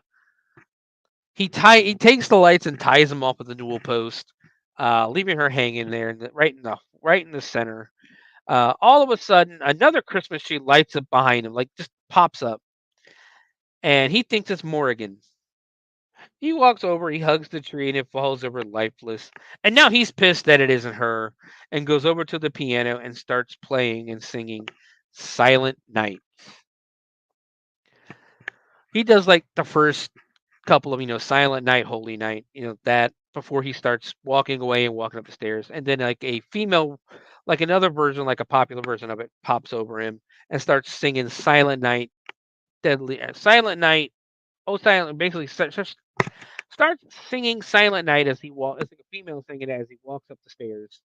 It pans to Faith hiding under the bed, tears in her eyes, and the tree slowly making its way upstairs. It's actually a pretty creepy scene for a change. But it's funny because you can obviously see there's like the guys in a tree suit walking the stairs. So now all of a sudden the tree has a knife. Silent Night is still playing. The tree is walking down the hallway, and we keep they start the second verse. Plays, and it's still going, still panning between the tree and Faith, and then we finally see Cindy. We finally see Cindy hiding in the closet, and she's showing emotion. First time in the film, she's crying. Thunder booms behind as the tree opens the room where the girls are hiding, and he's talking like I know you're in here. The tree then has problems coming through the doors he barely fits, which I thought was funny. He tells Faith to come out, and he says, "Do you realize what I did? You realize what I did to your mom in this very room?" It's very Power Rangers-esque, where they have to like move and talk at the same time, so you know which Power Ranger's talking. Like, it's that cheesy. He tells her that he's going to find her and make her pay for what she did to him and what she did to Morrigan. The tree says they are still in the house, and that Faith will not escape him. He says he's going to rip her up. Now, and then the tree walks away, but for some fucking reason, Faith decides, hey, you know what? Now's the time to come out from under the bed. She's scared. She's in tears, scared shitless as she goes. She gets Cindy out of the closet, and they go sneaking through the house, I assume now trying to escape. Something they should have done like 20 minutes ago, and bad things may not have happened. Faith says she thinks she thinks he's gone, but then the lights come out and wrap around, grab Cindy by the ankles, and start pulling her down. Drags her down the hall. The vines come out and stab Cindy to death. Faith doesn't even scream. She just runs for her life. Runs down the stairs, finds Louise hanging from the banister. Faith says she's so sorry before running away. She leaves the house via the basement, which probably should have done that to begin with, because I never saw the basement to begin with. Like, it's the exit of the basement, like from underground, she's exiting the house. Or the castle or whatever. The tree is somehow outside already chasing her. The tree says once again she'll pay for what she's done to him and Morrigan. Faith hides behind this really large tree as the tree, starts walking around looking for her. The tree keeps repeating the same threats over and over. It's like they feel they have to keep the tree talking to make you know that the tree's, what the tree's thinking. The tree is thinking its thoughts out loud. Let's put it that way. And it's kind of cheesy. Clayton says she can't hide from him in the woods as he grew up in the woods, molded from this very soil. No, you weren't. You were clearly an artificial tree in the beginning of the movie. Morgan drugged the box and dropped it. Like you were built out of a box. Which now that what I wrote down, which now that I think of it, makes the vines very weird. Like, how is any of this? Ugh. So Faith keeps hiding behind the tree when all of a sudden a string of garland wraps around the tree and her neck. Very breakable garland. It's like that shit that you go like you just wrap your hands around and go, man, and it just snaps. Like I said, cheap shit. He says he's got her tied up and she'll try to get away, but she won't. She'll fight and she'll. It's almost like Gollum talking. She'll fight and she'll struggle, but that she won't be able to get away. It's the way I talk to my kids when I was playing with them. Like, and the way I talk to my kids, I'm playing with them like, oh, I know they're totally going to get away. She tells him she didn't do anything, and he says if she had just died, he and Morrigan would both still be alive today. He calls her selfish for not wanting to die. And he tells her all this. He tells her she's all his now. And he imagined that he would kill her many times, but never thought he would have this body. So many possibilities. Does he saw her limbs off with his branches? Does he stuff her full of tinsel? Or does he shove candy canes up her nose? They're driving it home that this is a Christmas movie, by the way, guys. Or does he have some fun beforehand and his branch starts caressing her like he wants to have sex with her, basically? Makes it down her body. She grabs something. I couldn't really tell what it was. I couldn't tell if it was rock or soil or something. But she hits him with it and he basically goes, ow! Then he starts laughing. He goes in for the kill. Then all of a sudden, this is where this shit gets so bullshit. A light shines behind him. He turns over and there's another fucking tree. And you can see the plastic base. It is a white tree. Where the fuck did this tree come from? Clayton turns around and goes, who the fuck are you? To the second tree. There's even 2 flashlights in the tree for eyes. The other tree says, don't you recognize us? It's a female voice coming out of it, but don't you recognize us? The other tree says it's inevitable that they find him. We're the ones that stay tethered to this world because of the link you left behind. And motherfucker, it's Faith's parents. I literally yelled, for fuck's sake, at this scene. It is Faith's parents. It's Faith's mother in the tree. The tree is Faith's mother. It's Faith's mother. What the fuck is going on? The female voice of the tree says it's okay, Faith. He can't hurt you anymore. And Faith just goes, Mom? He's trying to kill me. Faith's mom says to get inside and that they are here to protect her. Clayton says you're not strong enough, but Faith's mom says they are strong as he is, if not stronger. And lo and behold, guys, we get a full-on Christmas tree fight between the trees, both saying, and I'm talking like there's like the vines are coming out the arms that are punching each other, and they both take this. No, you take this.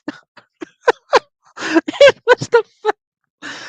Like they're literally saying, "Take this" as they're punching it. Like they have to voice everything.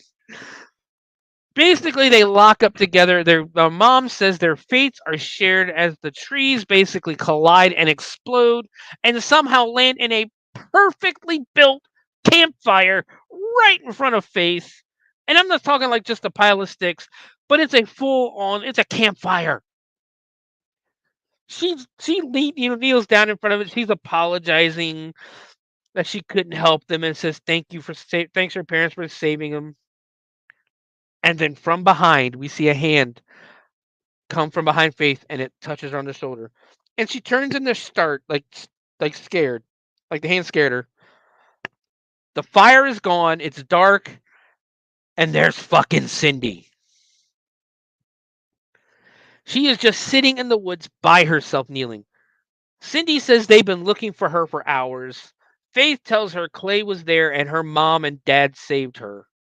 Cindy's like, "What the fuck are you talking about? We've been looking for you for hours."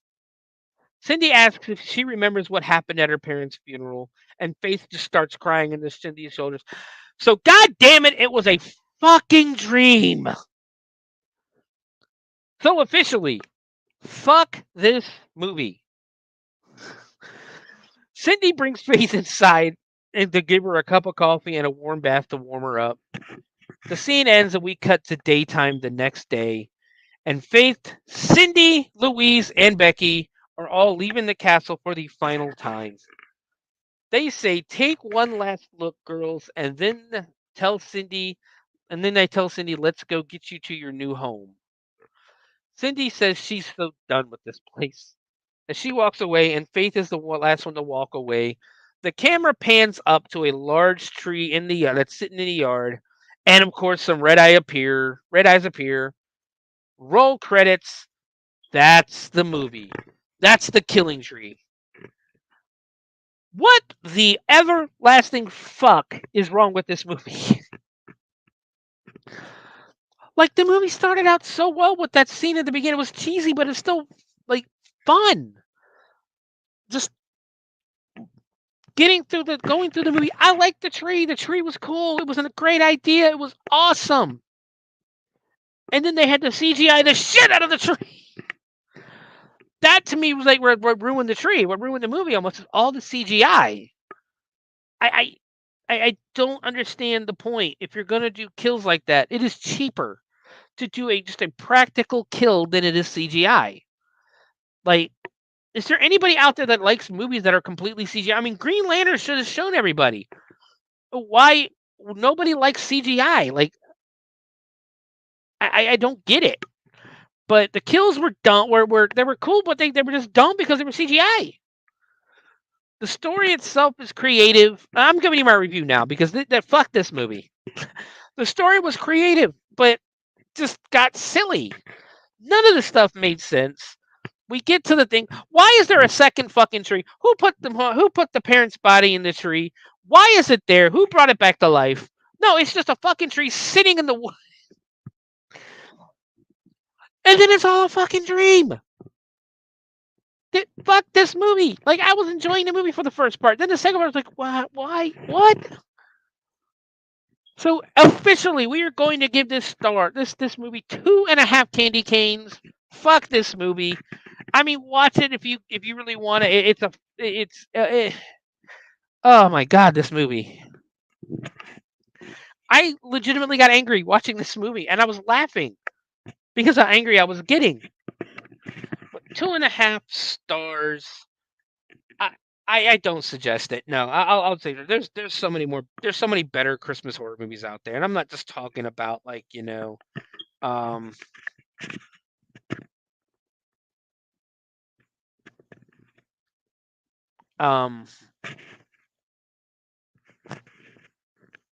but yeah, there's just no. I can't even finish my thought on it.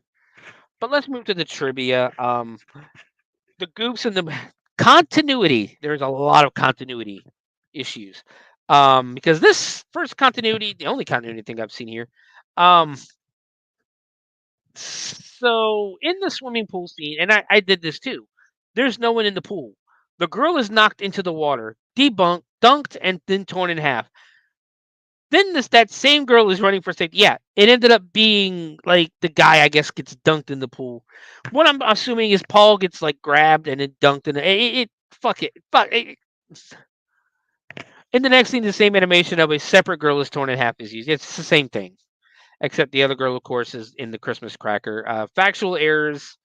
According to this, a character, when Morrigan is trying to resurrect her husband with a satanic ritual, but uses a Star of David rather than a pentagram. It did look like a Star of David to me. It did look like a pentagram. I don't know what they're thinking. I could have been. I could be wrong, but that ain't what A woman is hanged with Christmas lights and is seen hanging in the air, but a shot reveals that she's standing on a chair and swaying her body from side to side. I didn't see this, but I wouldn't be surprised.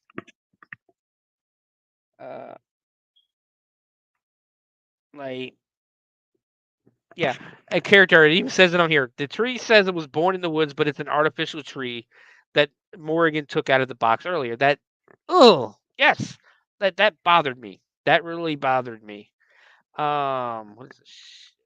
What's that? Let's see. Is there any trivia? I don't see any trivia. Was released November 1st, 2022 in the United Kingdom. Official site is on Amazon. I don't know if it's free on Amazon. Let's take a look. Page not found. Like I said, I watched it on Tubi. So watch it on Tubi if you really want to watch it.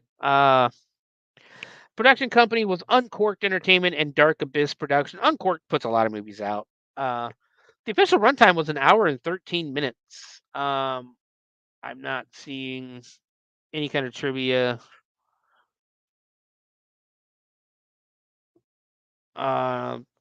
Reviews. Let's see, what's the reviews? 2 out of 10, 3 out of 10, yeah. But yeah, so guys, that's the Killing Tree. I hope everyone enjoyed the show this week. Again, hopefully next week I'll get some working headphones in here. Almost positive I'll have the working headphones. But guys, if you want to find me, you can find me at the Bloody Binge Movie Podcast on all social medias, on Twitter, on YouTube, on Facebook. You can also find me on the Owl Light Network every other Wednesday when we start doing the wrestling show again.